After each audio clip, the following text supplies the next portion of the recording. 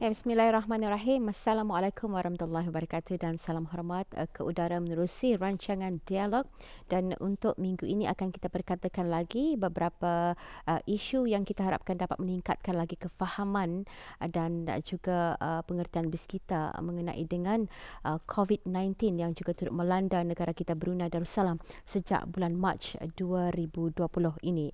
Dan untuk itu bersama kita di rancangan ini yang mulia Dayang Atira Fakriyah Haji Awang Yusof yang merupakan pegawai perhubungan awam kanan dari Kementerian Kesihatan. Assalamualaikum puan. Waalaikumsalam. Alhamdulillah. Baik, di episod sebelumnya kita sempat juga menerima dan juga mendapatkan beberapa perkongsian informasi serta saranan daripada Yang Mulia Dr. Fatih mengenai dengan kepentingan kita ni untuk mengamalkan tiga perkara ini, lebih kerap mencuci tangan, seterusnya mengamalkan cara batuk dan juga bersin yang lebih beretika dan seterusnya mengamalkan penjarakan sosial Dan dalam episod kali ini puan, kita ingin juga memberikan kefahaman kepada penonton kita ni.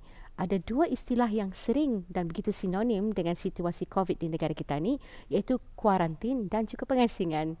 Barangkali dapat diberikan kefahaman mengenainya. Ya, sebenarnya kuarantin dan pengasingan ataupun self-isolation adalah sama.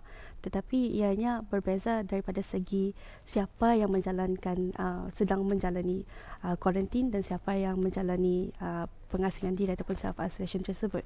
Jadi, apabila kita ni bercakap tentang kuarantin, sebenarnya mereka adalah yang sedang pesakit yang sedang menjalani kuarantin, iaitu quarantine order ataupun close contacts, what we call close contacts bagi pesakit tersebut, seperti ahli keluarga mereka, rakan-rakan sekerja mereka yang telah berhadapan dengan pesakit tersebut. Tapi kalau kita ni ingatkan tentang pengasingan diri, ianya adalah bagi mereka yang menjalankan pengasingan diri seperti biasa saja. Maksudnya it's the same thing, masih sama, tetapi ia punya in terms of severity-nya mungkin lebih kuranglah daripada mereka yang menjalani kuarantin. Sebabnya ianya bermaksud seperti turis ataupun pelawat ataupun pelajar-pelajar yang baru balik daripada luar negara yang sedang melaksanakan mandatory self-isolation ataupun pengasingan diri yang mandatory, ataupun bagi mereka yang mungkin mempunyai beberapa simptom seperti batuk, selesma, mereka dihendaki untuk menjalani pengasingan diri selama 7 hari. Itu yang perlu kita faham terma ataupun penggunaan istilah pengasingan diri dan juga kuarantina ni ada dikategorikan siapakah individunya seperti yang dijelaskan oleh Puan Atira. Baik, dalam usaha kita untuk mengekang penularan jangkitan COVID-19 iaitu dengan mengenakan kuarantin dan juga pengasingan diri bukan hanya tertumpu kepada golongan seperti umpamanya para pelajar yang baru pulang daripada luar negara, dan jika mereka ini menghidapi simptom, maka close contacts ataupun keluarga terdekat juga disarankan dan dinasihatkan untuk orang kata ni menjalankan kuarantin secara mandatori juga lebih kurang Jadi dalam hal ini juga kenapa kita melihat penjarakan sosial itu utama dan penting untuk kita ni laksanakan. Sebenarnya seperti mana yang kita ni ketahui, jangkitan virus COVID-19 ataupun jangkitan wabak COVID-19 ini yang merebak melalui titisan pernafasan ataupun sedutan cecair apabila seseorang yang telah dijangkiti dengan virus tersebut sama ada bersin ataupun batuk. Jadi macam sebagai contoh, kalau sekiranya saya bersin ataupun batuk dan saya telah dijangkiti dengan virus tersebut, ianya mudah bagi puan untuk dijangkiti kalau sekiranya jarak individu yang berhadapan dengan kitanya tu yang berhadapan dengan pesakit yang dijangkiti kurang daripada 1 meter. Sebab itu ianya amat penting untuk menjarakkan jarak kita dengan individu yang lain. Sekurang-kurangnya 1 ke 2 meter. Sebab itu penjarakan sosial ni sebenarnya bukan sahaja menjarakkan diri daripada orang lain, tetapi ianya juga merangkumi aspek-aspek lain. Ini saya rasa yang mungkin orang beberapa tahu sebenarnya. Sebab itu apabila pihak Kementerian Kesihatan memaklumkan bahawa langkah-langkah pengurangan bagi penjarakan sosial ianya merangkumi aspek-aspek seperti penutupan premis-premis seperti restoran ataupun gym-gym dan fasiliti-fasiliti kesukanan, dan juga bagi penutupan sekolah-sekolah. Dan ini sebenarnya merangkumi penjarakan sosial, aspek-aspek penjarakan sosial. Dan juga seperti membatalkan ataupun tidak menganjurkan sebarang acara perhimpunan keramaian. Ini juga sebenarnya salah satu aspek daripada penjarakan sosial. Sebab tu penjarakan sosial tu bilanya daripada pihak Kementerian Kesihatan bukannya maksudnya kita ni menjarakkan diri saja daripada orang lain, tetapi ianya seperti jangan mengadakan open houses sekarang kalau sekiranya masuk waktu raya, ataupun jangan mengadakan acara-acara yang program kebesaran seperti acara pertandingan. Sebab itu buat masa ini, semasa kita ni masih mengalami jangkitan wabak COVID-19 ini, amalan penjarakan sosial dapat membantu untuk mencegah dan membendung penyebaran wabak COVID-19. Sebab itu Kementerian Kesihatan balik-balik macam ni orang memajal lah, balik-balik macam menyeru dan menasihatkan. Ya, menyeru dan menasihatkan orang ramai untuk mengamalkan salah satu langkah yang sangat mudah, iaitu mengamalkan penjarakan sosial. Dan kita faham juga sememangnya telah diperuntukkan satu akta yang juga memperuntukkan tindakan undang-undang bagi mereka yang melanggar perintah tersebut, Puan ya. Baik, pihak kerajaan juga memperkenalkan satu aplikasi yang diharapkan sebenarnya turut memudahkan Kementerian Kesihatan sendiri untuk sama-sama menangani penularan wabak COVID-19 di negara kita ni, dan ia juga dapat dimuat turun ke telefon pintar. Lebih mudahnya sebenarnya aplikasi ini dan lebih dekat kepada masyarakat kita ni.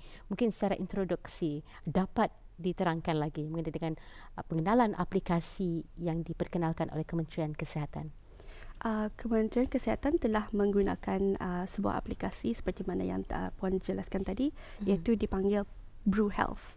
So, Brew Health ini adalah salah satu aplikasi yang digunakan oleh pihak kerajaan, khususnya Kementerian Kesihatan, untuk memudahkan lagi dalam pelaksanaan pengurangan langkah-langkah penjarakan sosial seperti mana yang saya telah jelaskan tadi.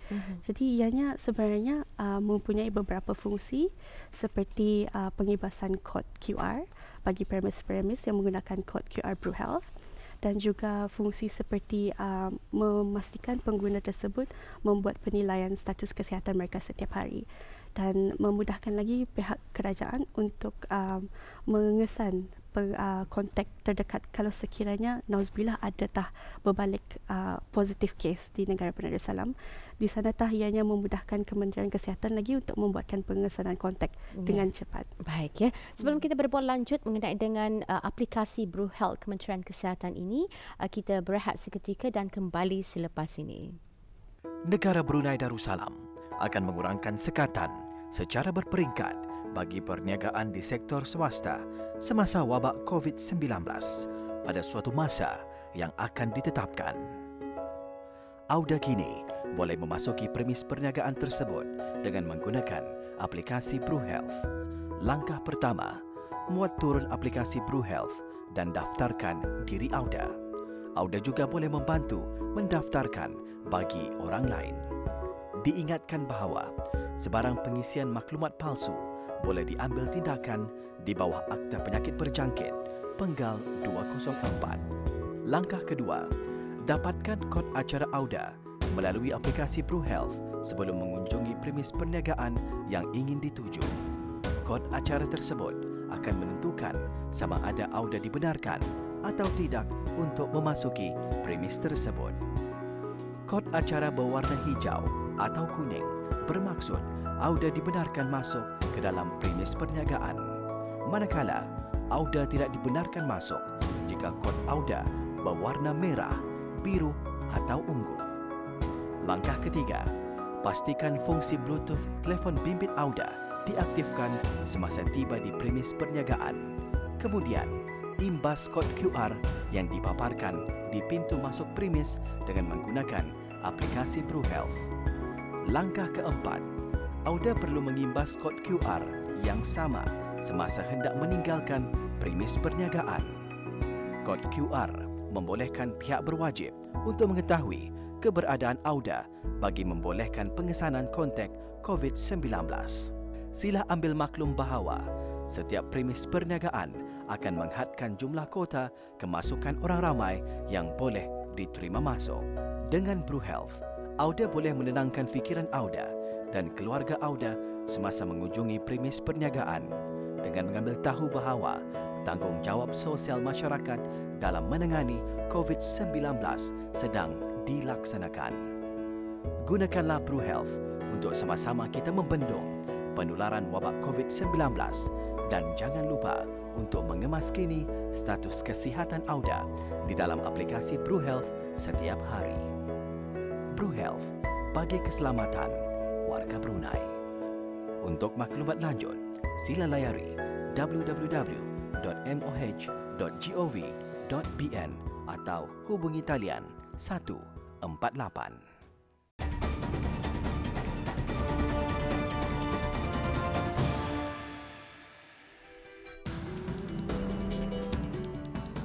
Baik, kita kembali bersama dalam rancangan dialog ya, di mana untuk kali ini kita akan lebih memberikan maklumat kepada bis kita mengenai dengan aplikasi Kementerian Kesihatan BruHealth agar tidak ada lagi sebarang kekeliruan ataupun kewahaman di kalangan kita ini selaku pengguna.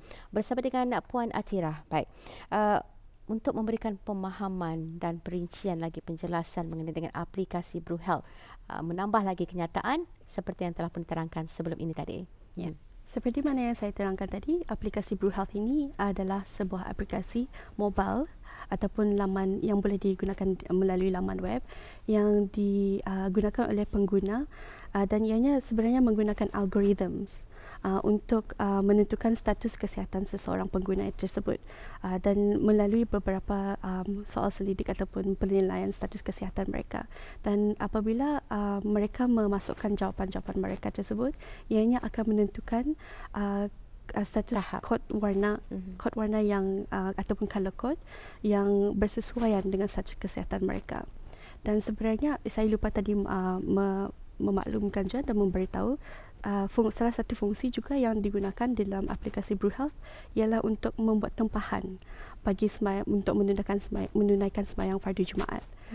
Dan ini aplikasi BruHealth ini terdapat 5 kod warna, iaitu hijau, kuning, ungu, merah dan biru. Jadi kod-kod warna ini adalah bagi membolehkan pengguna tersebut sama ada mereka boleh memasuki premis ataupun mengikuti sebarang aktiviti. Jadi saya akan memberikan sedikit penjelasan tentang kod-kod warna tersebut. Kalau seorang individu mempunyai kod warna hijau, bermaksud mereka sehat dan mereka boleh memasuki mana-mana premis dan mengikuti aktiviti yang mereka ingin ikuti. Tetapi kalau bagi mereka yang mempunyai kod warna merah, mereka ini adalah individu yang mempunyai simptom-simptom yang serupa dengan COVID-19. Jadi mereka mungkin mempunyai simptom seperti selesma, batuk ataupun demam. Jadi mereka adalah yang mungkin tidak dapat memasuki beberapa premis dan mengikuti sebarang aktiviti. Dan juga kod berwarna ungu bermaksud mereka yang positif dengan COVID-19. Jadi mereka inilah individu yang sedang menjalani rawatan. Kod berwarna kuning pula adalah mereka yang mempunyai what we call pre-existing conditions ataupun penyakit-penyakit yang sedia ada seperti diabetes, high BP, yang adalah yang selalu what we call yang berisiko tinggi lah. Jadi mereka anitah yang sebenarnya boleh memasuki premis-premis tetapi dinasihatkan untuk tidak mengikuti sebarang aktiviti acara perhimpunan keramaian. Dan yang akhir sekali, kod warna biru adalah mereka yang telah sembuh daripada jangkitan COVID-19 dan mereka ni sedang menjalani pengasingan diri mandatory ataupun mandatory quarantine, ataupun self isolation. Jadi itulah sebenarnya beberapa sedikit penjelasan tentang kod-kod warna yang digunakan di dalam aplikasi Bru Health. So jadi aplikasi Bru Health itu sebenarnya untuk memudahkan sebenarnya, walaupun pada awalnya mungkin ada beberapa isu yang dihadapi oleh orang ramai, tetapi aplikasi Bru Health ini membantu pihak kerajaan seperti yang saya jelaskan tadi untuk membuat pengesanan kontak bagi mereka kalau sekiranya ada positif kes di Negara Darussalam. Kerana kita turut dimaklumkan melalui kenyataan Yang Berhormat Menteri Kesihatan menerusi sidang media yang juga diadakan sejak beberapa lama ini, antara lain juga menyentuh bahawa aplikasi Bru Health ini ianya akan turut terkoordinasi dengan fail Bruhims bagi setiap individu ataupun rakyat di negara Brunei Darussalam.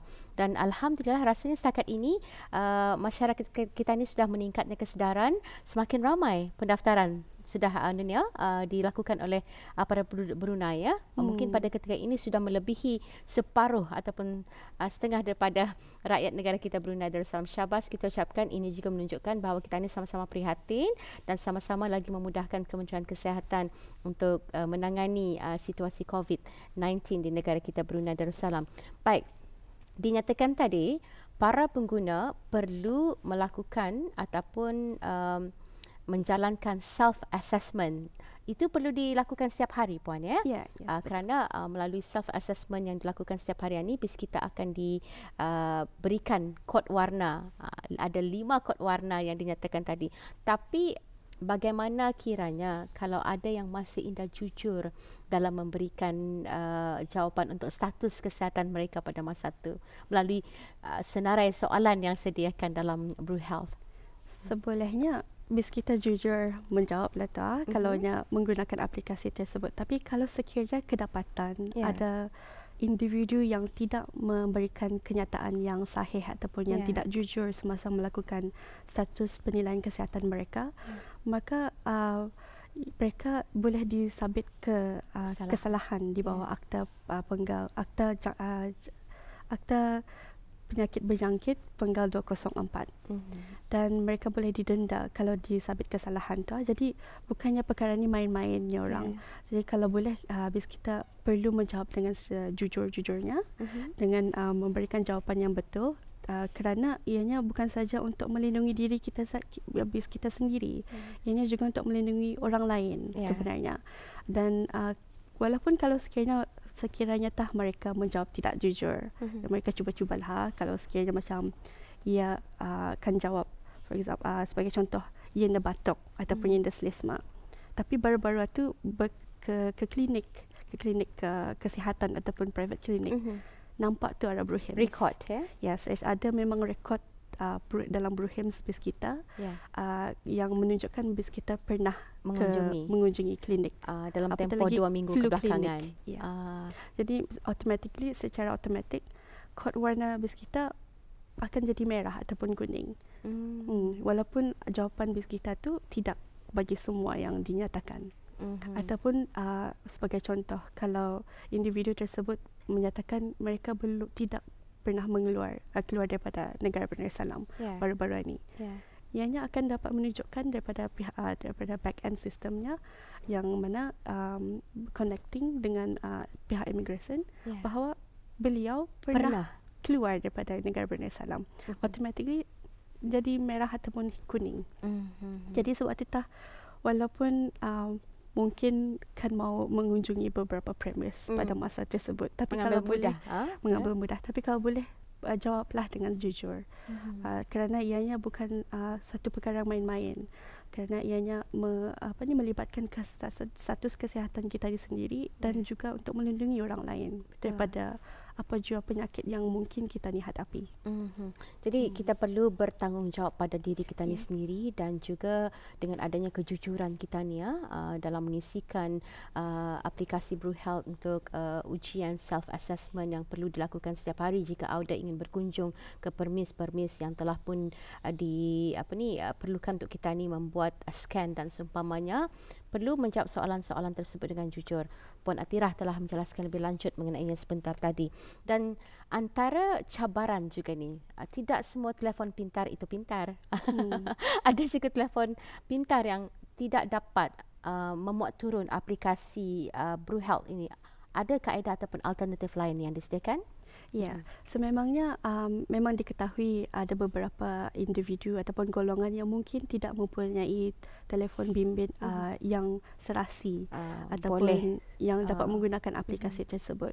Jadi pihak kerajaan telah menyediakan option ataupun pilihan lain bagi individu-individu tersebut dengan menggunakan laman web. Aplikasi laman web melalui www.healthinfo.gov.pn untuk mendapatkan kod warna dan kod QR peribadi mereka. Jadi inilah di mana ada perbezaan yang mungkin banyak orang keliru.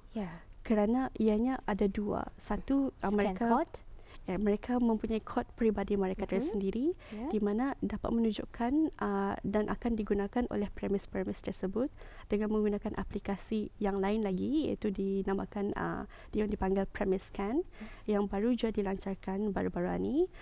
Jadi sebagai contoh, kalau sekiranya kita ni sebagai pengurus ataupun pekerja di restoran perlu mendownload dan memuat turun aplikasi premis scan untuk memudahkan lagi individu-individu tersebut, kerana individu tersebut akan mempunyai kod QR peribadi mereka. Jadi bila mereka memasuki premis berkenaan, mereka pekerja tersebut sepatutnya menggunakan premis scan untuk men-scan kod peribadi mereka. Sebab itu ada perbezaan sebenarnya, dan ianya sebenarnya untuk memudahkan lagi individu-individu yang mungkin tidak ada mempunyai dapat memuat turun ataupun menggunakan mobile application BruHealth tersebut. Ya, baik. Situasinya juga yang kita alami setelah diperkenalkan aplikasi BruHealth ini, di mana bagi setiap keluarga, umpamanya mempunyai ahli keluarga yang mungkin anak-anaknya masih kecil, mereka akan mendaftarkan anak-anak mereka ini di dalam akaun BruHealth mereka, dan seandainya anak-anak mereka ini bepergian tanpa ibu bapanya, jadi apa antara nasihat dan juga saranan untuk membolehkan anak ini ataupun individu ini dapat masuk ke permis-permis yang mungkin pasaraya dan seumpamanya? Sebenarnya aplikasi BruHealth ini dibolehkan untuk pengguna, sebagai contoh, kalau sekiranya saya ingin mendaftarkan anak saya dan suami saya juga ingin mendaftarkan anak saya di mobile yang berasingan, ianya mempunyai fungsi yang boleh memberikan functions yang boleh memberikan kedua-dua individu itu boleh saja register di kedua mobile yang berasingan. Jadi memang dapat sebenarnya kalau sekiranya seorang individu itu kan mau mendaftarkan ibu bapanya ala mobile mereka, tapi adik-beradik yang lain pun mau juga mendaftarkan. Tidak ada halangan sebenarnya. Sebabnya ia memang menggunakan IC ataupun pasport. Jadi memang kalaupun bis kita mendaftarkan ala mobile yang lebih daripada satu ataupun dua mobile, memang dapat dijejak lah. Jadi maksudnya kalau umpamanya kalau individu ni umpamanya anak saya lah, tetapi orang ingin keluar mengunjungi permis pasaraya bersama dengan petuan dan seumpamanya. Ini saya rasa cukup relevan untuk kita ditanyakan. Jadi petuan ni boleh saja meregisterkan anak kita ni di bawah BruHealth-nya. Ya, boleh. Ataupun antara lain men-screenshot, menggambar QR code peribadi barangkali untuk di-scan ke permis, scan permis. Bagaimana? Kalau QR code peribadi yang sebaiknya digunakan melalui laman web tersebut. Tapi kalau sekiranya terpaksa di print out ataupun dibawa macam ke mana-mana saja pun boleh juga. Tapi salah satu saranan yang memang perlu diingatkan kepada orang ramai ialah untuk sentiasa membuat status kesihatan mereka, penilaian status kesihatan mereka setiap hari. Baik. Untuk memastikan kod QR peribadi mereka tu boleh digunakan. Boleh digunakan ya. Baik, jawapan yang cukup penting sebenarnya untuk diketahui masyarakat kita ni. Dan sebelum mengakhiri rancangan dialog kita ni, ini juga ingin kita tahulah ya. Setelah barangkali dinyatakan dapat dikawal dan dapat ditangani sepenuhnya, tidak ada lagi kes jangkitan COVID-19 di negara Brunei Darussalam, adakah aplikasi BruHealth ini akan juga pemakaiannya dilangsungkan dari sehingga ke masa hadapan untuk sebagai satu persediaan? Bagaimana? Ya, insyaAllah aplikasi BruHealth ini akan terus digunakan dan akan menjadi sesuatu yang kebiasaan orang ramai untuk menggunakannya. Kerana pihak kerajaan mempunyai perancangan untuk menambah beberapa fungsi ke dalam aplikasi tersebut yang akan digunakan di masa hadapan, insyaAllah. Alhamdulillah ya. Baik, sekurang-kurangnya kita juga merasa lebih terselamat dan lebih lagi dapat membantu pihak kerajaan khususnya Kementerian Kesihatan ya untuk menangani apapun bentuk barangkali cabaran khususnya daripada penyakit berjangkit ya yang ada di negara Brunei Darussalam. Apapun, terima kasih kita ucapkan kepada tamu kita yang mulia Puan Atirah ya kerana bersama dalam rancangan dialog dan juga turut memberikan jawapan yang kita rasakan cukup relevan difahami kepada masyarakat kita ini. Terima kasih Puan. Assalamualaikum. Waalaikumsalam. Terima kasih. Alhamdulillah. Ada bersama dengan Pegawai Perhubungan Awam Kanan dari Kementerian Kesihatan sebentar tadi, Yang Mulia Dayang Atirah Fakriyah Awang Yusof ya. Dan untuk minggu hadapan ada lagi isu dan juga topik yang cukup menarik kami bawakan untuk kefahaman dan juga maklumat kepada bis kita yang terus bersama dalam rancangan dialog. Jumpa lagi. Assalamualaikum dan salam hormat.